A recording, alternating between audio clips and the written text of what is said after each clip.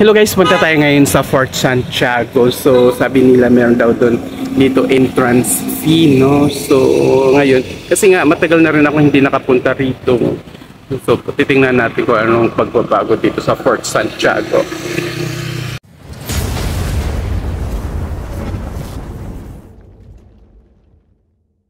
Dito merong entrance fee 75 regular.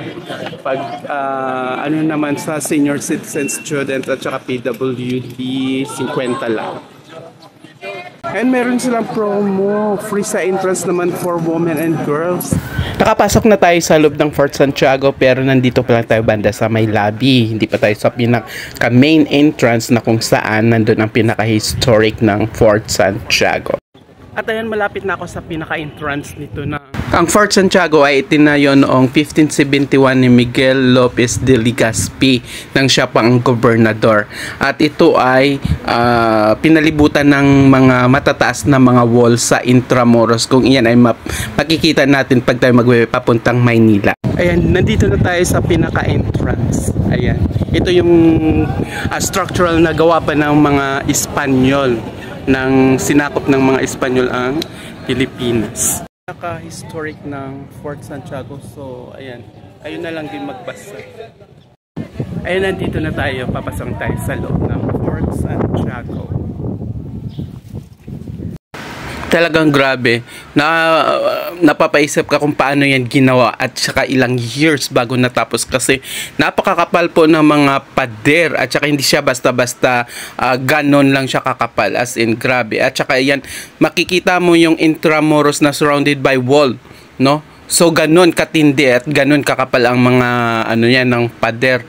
So ilang taon yan bago natapos yung Intramuros Wall at saka ang Fort Santiago. So napakahirap sa sa ngayon, no? Kasi ang gamit talaga nila diyan ay hindi basta-basta na mga bato. Talagang solid. At sobrang lawak ng lugar.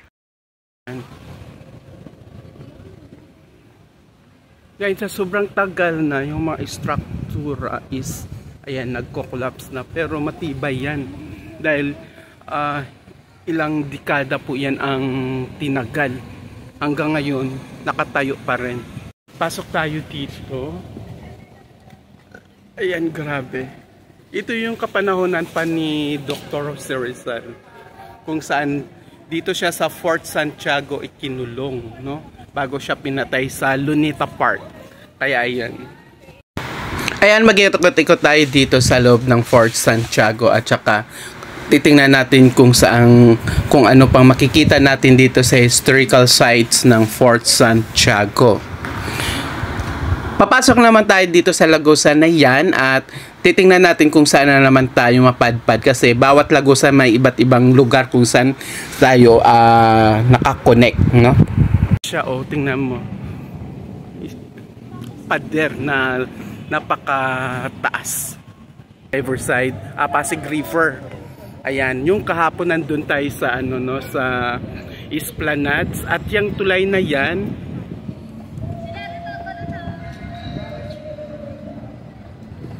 Yung tulay na yan, yung tulay na dinonate ng Chinese government sa Pilipinas dito sa lungsod ng Maynila. At ayan. Ayan si Dr. Jose Rizal. Dito siya ay kinulong, no? Ito yung ano niya. Pero yan syempre dahil sa tagal ng panahon is syempre may cover yan. Dahil hanggang ngayon dahil syempre sa sobrang tagal ng panahon, ito na lang yung natira. So inano na lang na ito yung kwarto kung saan siya ikinulong. Dadapo naman tayo sa ibang bahagi ng Fort Santiago kasi medyo malawak ito at saka hindi siya connected sa bawat isa, so kailangan tayo maglakad. Aakyat tayong dito, titingnan natin kung anong meron. And ito yung pinaka taas ng overlooking siya dito sa Pasig River. No, ayan. Kasi ng panahon na mga Kastila, sila yung pinaka makapangyarihan, no, sa nang sinakop yung Pilipinas. Ito yung mga prior, no, o mga pare na Espanyol. Ayan, dito naman tayo ngayon sa Baluarte de Santa Barbara. Ayan, pakibasa nyo na lang yan kayo ng bahay. At papasukin natin ito yung loob na to kung anong meron. No? Ayan.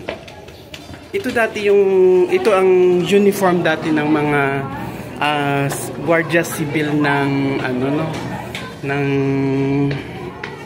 Intramuros. So hanggang ngayon, yan pa rin ang sinusuot nila.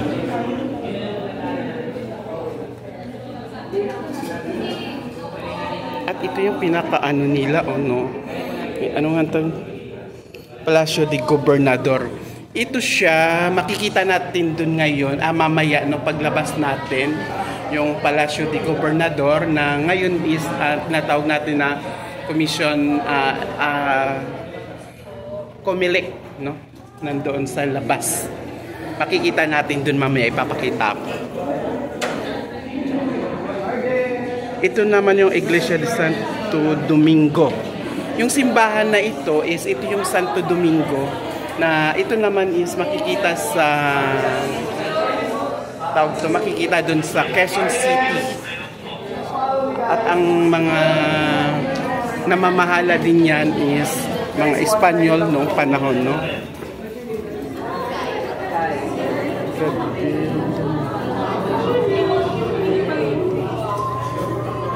Pero ito hindi ko alam kung ano ito siya. Parang Malacanang.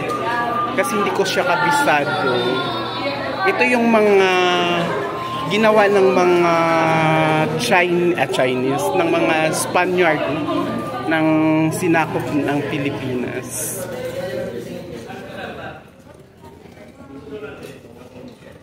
Ito naman yung Iglesia de San Francisco.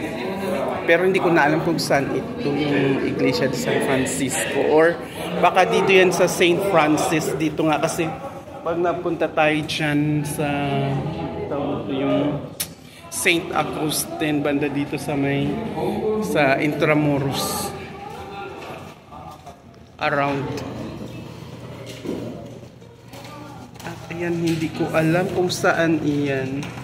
Ito naman yung Iglesia Nuestra Señora de Lourdes. Yan.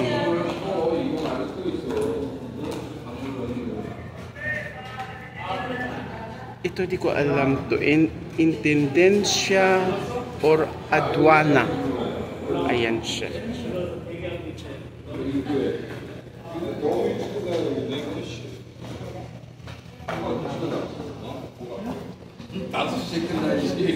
Ito naman yung San Ignacio Church. Pero hindi ko alam kung ano pa po siya hanggang ngayon. Intramuros Administration History. Ano ito? Iglesia de San Nicolas de Tolentino. Ayan, di ko pa rin alam yung kung saan yan matatagpuan ngayon.